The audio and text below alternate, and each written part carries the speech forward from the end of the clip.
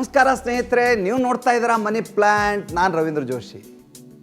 ಸ್ನೇಹಿತರೆ, ನೀವೊಂದು ಫ್ಲ್ಯಾಟನ್ನು ಖರೀದಿ ಮಾಡ್ತಾಯಿದ್ದೀರಿ.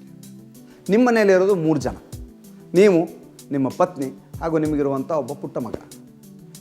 2 ಬೆಡ್ರೂಮ್ನ ಫ್ಲ್ಯಾಟ್ಗೆ ಸರಾಸರಿ 40 ಲಕ್ಷ ಅಂತ ಭಾವಿಸಿದರೆ, ಅದೇ ಪ್ರಮೋಟರು 4 ಬೆಡ್ರೂಮ್ ಮನೆಗೆ 60 ಲಕ್ಷ ಅಂತಾನೆ.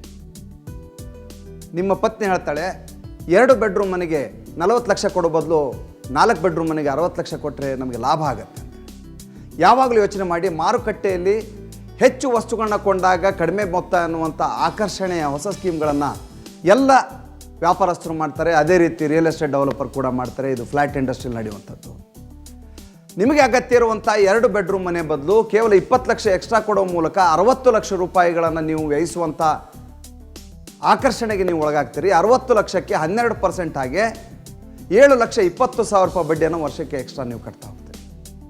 ಸ್ನೇಹಿತರೆ, ಯೋಚನೆ ಮಾಡಿ, ನಿಮ್ಮ ಮಗ ದೊಡ್ಡವನಾದ ಮೇಲೆ, ಅವನಿಗೆ ಮದುವೆ ಆದ ಮೇಲೆ ಬೇಕಾಗುವಂಥ 1 ಬೆಡ್ರೂಮ್ಗೋಸ್ಕರ ನೀವು 2 ಬೆಡ್ರೂಮ್ ಮನೆಯನ್ನು ಕೊಂಡಿರ್ತೀರಿ.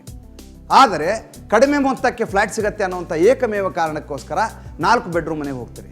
ಆ 20 ಲಕ್ಷ ಹೆಚ್ಚುವರಿ ಮೊತ್ತವನ್ನು ನೀವೇನು ಸಾಲ ಮಾಡಿದ್ದೀರಿ, ಆ ಸಾಲಕ್ಕೆ ಸರಾಸರಿ 10 ಲಕ್ಷ ರೂಪಾಯಿಯನ್ನು ಹೆಚ್ಚು ದುಡ್ಡನ್ನು ನೀವು ಬ್ಯಾಂಕಿಗೆ ಭರಿಸಬೇಕಾಗತ್ತೆ.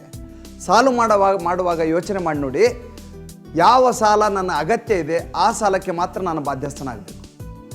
ಯಾವ ಸಾಲ ಕಡಿಮೆ ಮೊತ್ತಕ್ಕೆ ಸಿಗತ್ತೆ ಅನ್ನೋ ಕಾರಣಕ್ಕೋಸ್ಕರ, ಅಥವಾ ಬೇರೆ ವಸ್ತು ಕಡಿಮೆ ದರಕ್ಕೆ ಸಿಗತ್ತೆ ಅನ್ನೋ ಕಾರಣಕ್ಕೋಸ್ಕರ ನಾವು ಖರೀದಿ ಮಾಡುವಂಥ ಪ್ರಕ್ರಿಯೆಗೆ ನಮ್ಮನ್ನು ನಾವು ತೊಡಗಿಸ್ಕೊಂಡಾಗ ನಾವು ಹೆಚ್ಚು ಸಾಲಗಾರರಾಗ್ತೀವಿ ಮತ್ತು ಹೆಚ್ಚು ಬಡ್ಡಿಯನ್ನು ತೆರಬೇಕಾಗತ್ತೆ.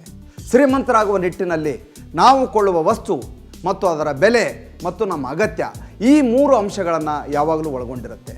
ಈ ಕುರಿತು ಹೆಚ್ಚಿನ ವಿಚಾರಗಳನ್ನ ನಾಳೆ ತಿಳಿಸ್ತೀನಿ. ಅಲ್ಲಿವರೆಗೂ ನಮಸ್ಕಾರ ಸ್ನೇಹಿತರೆ.